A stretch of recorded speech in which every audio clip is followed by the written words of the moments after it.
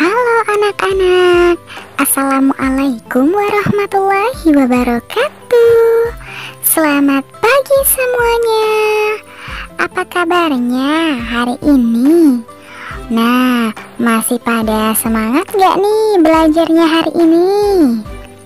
Sebelum belajar, marilah kita bersama-sama berdoa menurut agama dan kepercayaan masing-masing.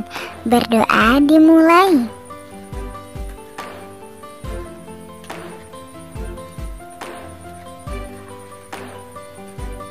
Berdoa selesai.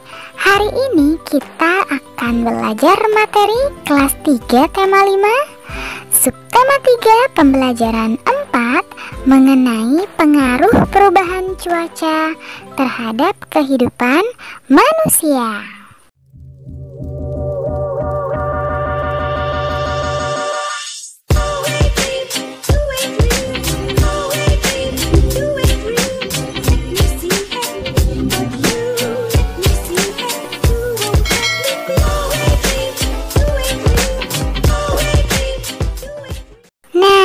Adapun tujuan pembelajaran kita hari ini yaitu yang pertama, menjelaskan makna kata dan membuat kalimat yang berkaitan dengan cuaca. Yang kedua, mengetahui berbagai suku bangsa yang ada di kelasmu. Dan yang ketiga, melakukan gerakan memutar dan berayun. Hari ini Edo tidak dapat hadir ke sekolah. Edo sakit flu dan demam. Kemarin saat pulang sekolah, Edo kehujanan. Edo lupa membawa payung ataupun jas hujan. Saat berangkat, Edo melihat matahari bersinar. Itu tanda cuaca akan cerah. Untuk itu, Edo tidak menyiapkan payung ataupun jas hujan. Ternyata saat siang hari, langit berubah kelam. Pulang sekolah, hujan turun cukup deras. Perubahan cuaca membuat kondisi tubuh Edo berubah. Nah, pernahkah kamu mengalami hal seperti Edo? Sekarang kita akan membaca paragraf berikut ini ya, judulnya perubahan cuaca. Cuaca saat ini memang mudah berubah. Hujan turun sepanjang hari. Saluran air tak mampu menampung air hujan. Manusia sering membuang sampah sembarangan. Saluran air pun tersumbat. Lingkungan akhirnya menjadi banjir. Saat musim kemarau, panas matahari terasa terik. Hujan tak turun hingga waktu yang lama. Kekeringan melanda wilayah suatu daerah. Cuaca seperti ini dapat memengaruhi kondisi kesehatan manusia. Untuk itu, kita harus menjaga kondisi tubuh.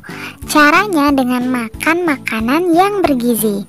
Kita pun harus berolahraga secara teratur. Jangan lupa untuk beristirahat dengan cukup. Nah, sekarang coba kalian temukan kata-kata yang berhubungan dengan perubahan cuaca. Jelaskan makna kata sesuai pemahamanmu ya. Contohnya banjir. Banjir adalah air yang banyak dan deras, kadang meluap. Kalimatnya, pada musim hujan, daerah itu sering dilanda banjir. Nah, untuk yang nomor pertama, kita dapat menggunakan kata yaitu kemarau. Kemarau artinya musim di mana hujan tidak turun dalam kurun waktu yang lama. Kalimatnya menggunakan kata kemarau, misalnya pada musim kemarau terjadi kekeringan di mana-mana. Nomor 2, kata selanjutnya yaitu bergizi. Bergizi artinya sesuatu yang menyehatkan tubuh. Nah, jika kita membuatnya dalam bentuk kalimat akan menjadi kita harus makan makanan bergizi. Nomor 3, nomor 4, dan nomor 5 misalnya ada olahraga, istirahat, dan juga kesehatan. Silakan kalian cari maknanya, lalu tulislah kalimatnya. Tulis di bukumu masing-masing ya. Lalu ceritakanlah pengalamanmu di depan kelas saat tubuhmu tidak bertahan akibat perubahan cuaca. Lakukan sambil bermain peran. Ada yang berperan sebagai orang yang sakit. Ia akan menceritakan kondisi yang dialaminya. Ada yang berperan sebagai teman. Ia akan menasehati untuk menjaga kondisi tubuh. Lalu ada juga yang berperan sebagai guru. Ia akan menyemangati dan mendoakan agar cepat pulih. Memiliki sahabat sangat menyenangkan, apalagi jika berasal dari berbagai daerah di Indonesia. Dayu dan teman-teman bersahabat dengan Komang di Bali. Mereka akan membantu para pengungsi Gunung Agung, Bali. Mereka telah menggalang bantuan dari warga sekolah. Bantuan berupa dana dan pakaian layak pakai. Menjalin persahabatan bisa dilakukan dengan siapa saja, walau berbeda asal sukunya, berbeda pula warna kulit, bahkan berbeda agamanya. Kita tetap bersahabat. Nah, sekarang coba kalian identifikasi keberagaman suku bangsa di sekolahmu ya. Ada berapa macam suku bangsa di kelasmu?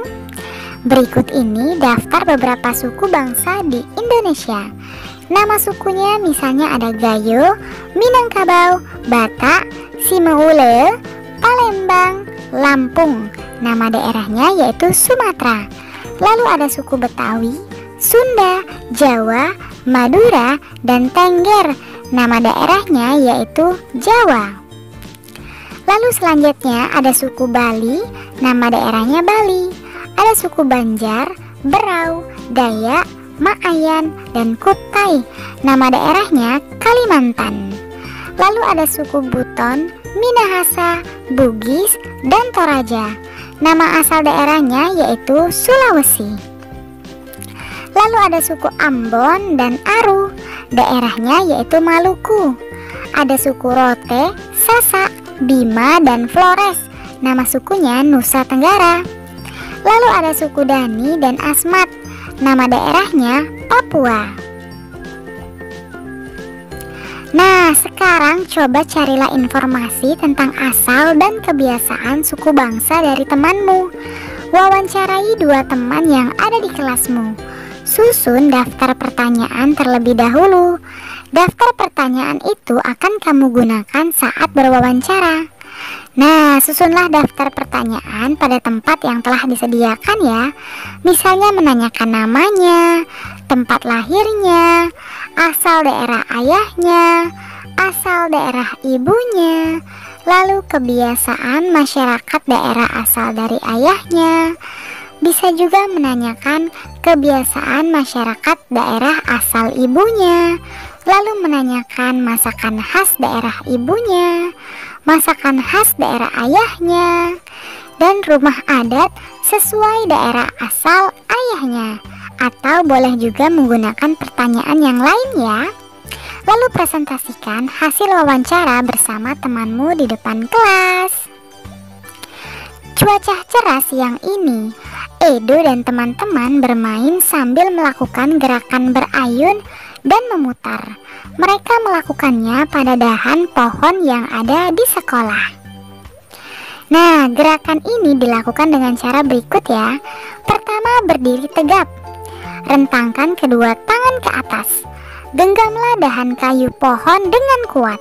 Berayunlah ke depan dan ke belakang sebanyak 4 ayunan. Lalu melompatlah sambil melepaskan genggaman. Lakukan gerakan memutar setengah lingkaran, kemudian mendarat dengan sempurna. Yuk kita lakukan gerak berayun dan memutar. Siapa yang paling berani melakukannya? Terima kasih, kalian sudah dapat menyelesaikan materi hari ini dengan baik. Kamu memang anak pintar. Ayah bunda, terima kasih ya sudah mendampingi Ananda hari ini. Semoga Ananda memahami materi pembelajaran hari ini dengan baik. Jangan lupa untuk membereskan perlengkapan belajar dan berterima kasih kepada orang tua, serta berdoalah setelah belajar. Terima kasih. Sampai bertemu di materi selanjutnya. Dadah. Wassalamualaikum warahmatullahi wabarakatuh.